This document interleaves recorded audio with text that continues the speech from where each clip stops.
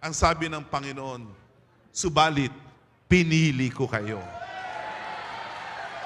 Itinalaga ko kayo. Kaya ito ang pangunahing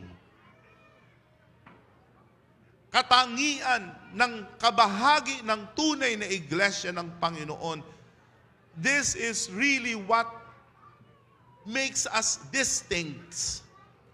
This is what makes us special as members of God's true church. We are not special.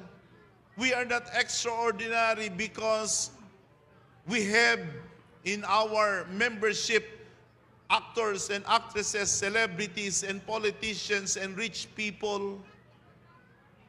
We are special as God's true church.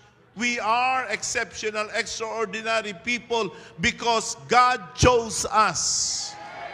We are God's chosen people. Yan ang maging maigting sa ating mga damdamin. Yan ang ating muling mapahalagahan.